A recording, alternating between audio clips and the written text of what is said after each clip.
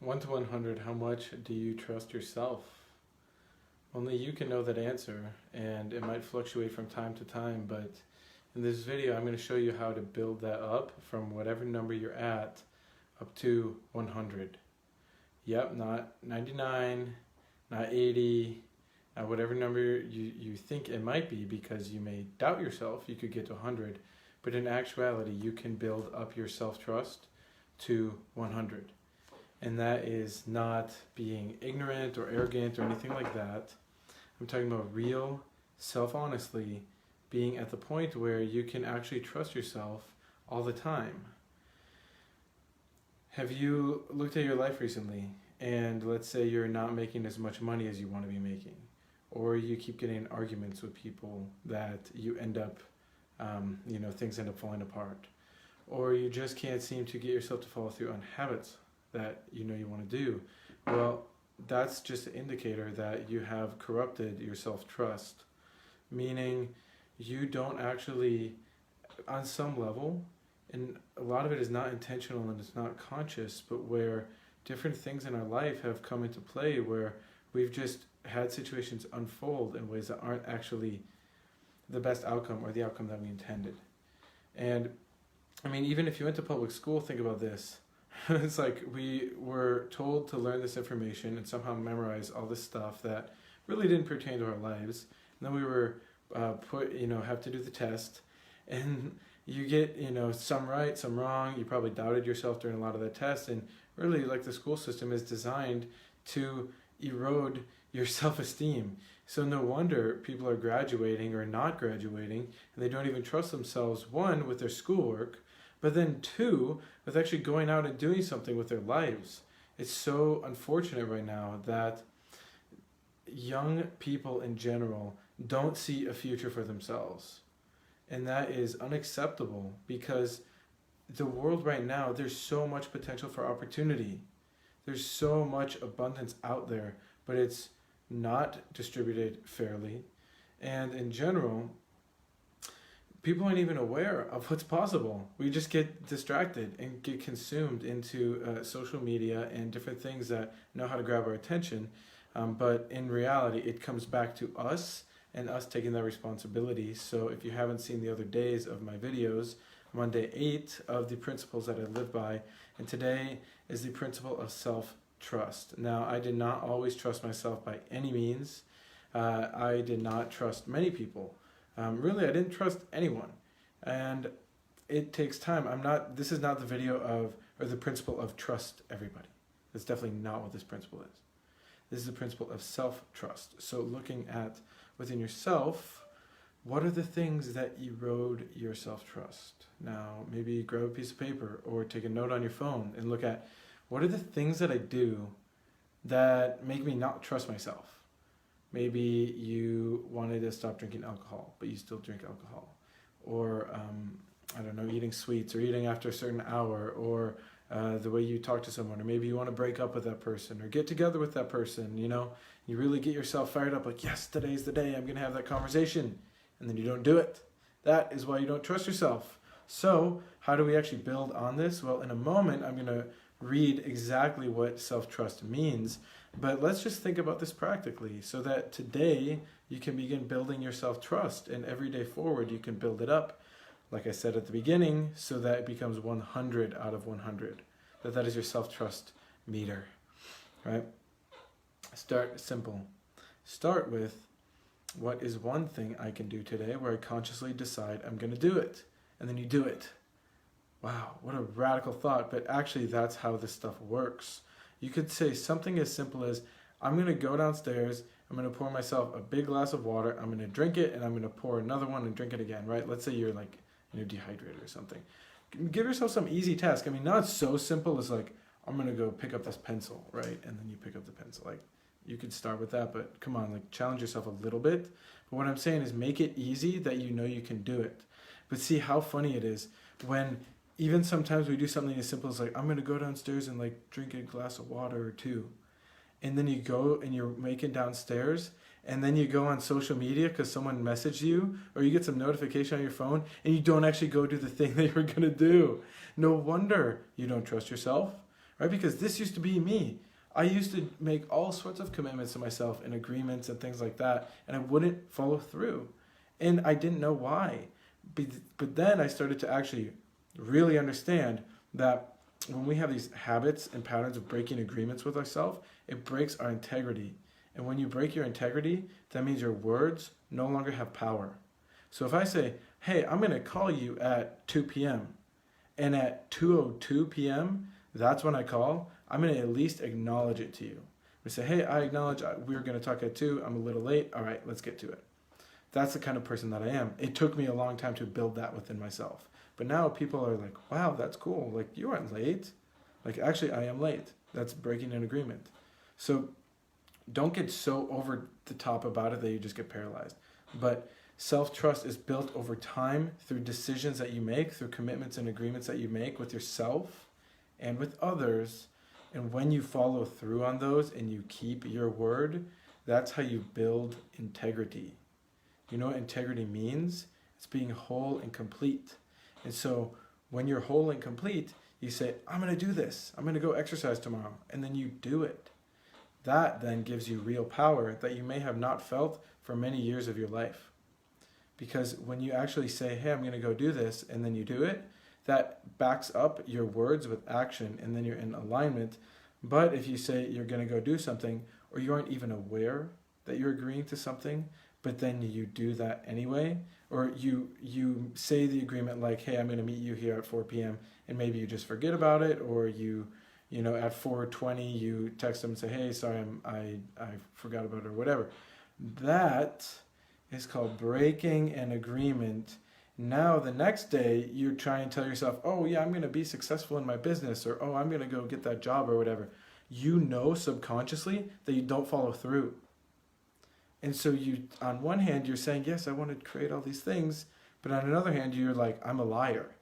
That's literally what's happening 24/7 subconsciously if you're not even aware of this stuff. But that's okay, right? This is why it's a principle of self-trust, and it's built over time. So what's the real definition? I will post it here. It's in the description. I'm going to post it as a comment. The principle of self-trust. This is a great one. I would write this down after this video. Share with your friends. Right? People need to see this, especially now.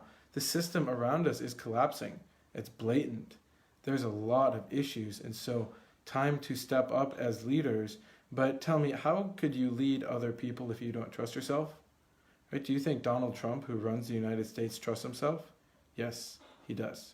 Do you think the billionaires, do you think Bill Gates, who's working on all of his initiatives, whether they're good or bad, do you think he trusts himself? Absolutely. Okay? Now it's on us to get to that same level of self-trust so we can start directing reality to where we want it to go, instead of just being spoon-fed by the media and these different powers that be, which whatever they are and whatever their agenda is, it's time for us to step up and trust ourselves, to work together, to actually move everything forward to what's best. So this is the principle of self-trust. No matter what hardships, failures, and mistakes I may face, I always come back to myself and the principles that I stand as.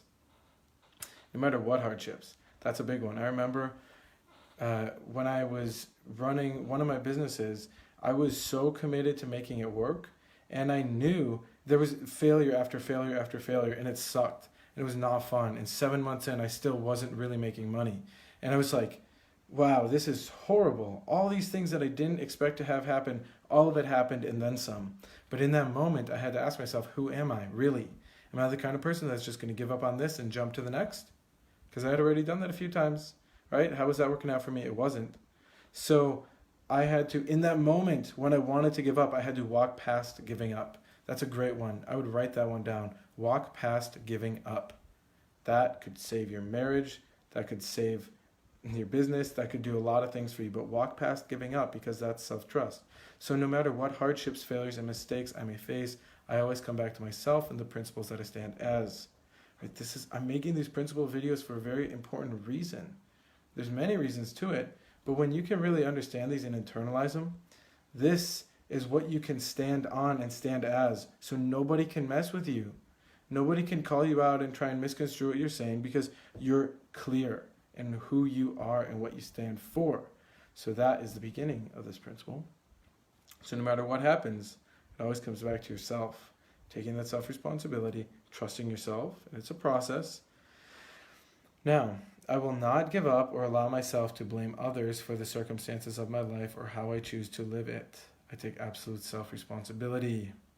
I will not give up or allow myself to blame others for the circumstances of my life or how I choose to live it. Now, yes, there are horrible things that happen to people that they were not asking for. I acknowledge that. I acknowledge that there's systems at play in the world that are currently giving outcomes that are not best. I completely acknowledge that. Yet, what are we going to do about it? Because if we just complain about it, or we just try and tear it down, or if we don't have a real solution, then there's no real solution. So it's just problem. Problem without a solution is just a problem. Now, if you don't know what solutions look like, well, first go back through all these principles videos, and I'm going to link to my YouTube in the comments so you can see the other ones because they all fit into each other. But this all comes back to taking self-responsibility, directing ourselves even when we don't feel like it. Okay, we made a podcast on this too called Principles versus Feelings. And everybody in this world, vast majority, are operating from feelings over principles. And we use justification in phrases like, well, it just felt like the right thing to do, or I didn't feel like doing it, so I didn't do it. Instead of just making a decision and then saying, I have no choice, I made the decision, I'm going to go do it. Obviously use common sense, right? Use principles. Don't say, well, I just said that I was going to, drive over there and now it's like a tornado or something and you're going to die, right? Like, use common sense. But don't let your mind mess with you, because your mind will always look for the easy way out. Your mind will always look for a back door. Always. And so you need to prepare for that. And so self-trust actually takes on a whole new level within self-awareness, because now you can realize, okay, let's say you're getting into a relationship with someone and you understand the truth that your mind will always look for a back door and will always try and sabotage. Now, with self-awareness of that, you can build in self-trust by explaining that to your partner and looking at it for yourself of saying, okay, realistically, what are all the ways my mind is going to try and get me to back out of this relationship? Look at them. Maybe it's going to be, I don't trust them. I want to pull away. I don't want to be intimate. What if the honeymoon phase is over? Like, look at that stuff. Address it beforehand, because that's already building your self-trust, because you have that self-awareness, and then you're still going to have to walk through it. You're still going to have to walk through those fears, but this time you can do it with confidence because you already trust yourself. And now here's the last point I want to touch on today, is a phrase, I would write this one down too, called unbending self-trust. Unbending, not wavering. Meaning, you say you're going to do something and you do it, whether you feel like it or not. Yeah, that's a lot. It's a lot to look at, because I'm sure we've all written goals and dreams and vision boards and things like that, where it's like, oh, I want to live this awesome life, or I set these intentions, or whatever you did, but it's not coming in. Okay? That's not unbending self-trust. That's called self-doubt, and that's called self-confusion. So what you can use, the antidote to self-doubt and self-confusion, is principles, and living by them, and writing them out, and meditating on them, and focusing on them, and living them. And one of the core ones is self-trust. And I can say that over the past year, 1 year ago, I did not trust myself. Even 6 months ago, I was just starting to build it. Now I do have unbending self-trust, where I can approach a stranger, I can talk to people, I can go deliver a talk in front of a room, I can do a live stream with no notes like I'm doing right now, and I can just, I have one note, which is the principle itself. But all these stories, all this stuff, I could not have done this a year ago. But thanks to the tools I've been exposed to, the mentors that I have, and the network that I have, I'm now able to actually trust myself. And now imagine 6 months, 12 months, 18 months down the road, and where I'm going to be at. And then one day when I have kids, my family, and our community and all that, where self-trust is a pillar, that is powerful, right? Where self-trust becomes the cool thing to do. Right now, is it cool to trust yourself? I don't even think anyone's even asked that question before, right? That's a problem. That's not part of the culture. So this is me bringing it into the culture so that it becomes cool to actually look at things like principles. Because until that becomes cool, it's going to be cool to do stupid things, waste our time, totally get lost in the energy, totally just like do stuff that's irrelevant to reality, that actually has physical consequences. Because every time you pull out that credit card, every time you fill up your car with gas, every time you buy something and then throw it away and it goes into a landfill, that all has consequence. Some worse, than others. But the fact is, our current system is not set up to what is actually best for all. And that is really the only valid consequence that we want to create. Because consequence isn't bad. Just look up the definition. It's just in the sequence of events. It's the next one and the next ones after that. So how do we now design our life so that the consequences are what's best for all? Well, it starts with the P word, principles. Okay? And self-trust is an essential one. So thanks for watching. Share this with people. Write down the phrases that I said. And if you didn't get it all, watch them again, right? These will live on YouTube. So thanks for watching. See y'all in the next one.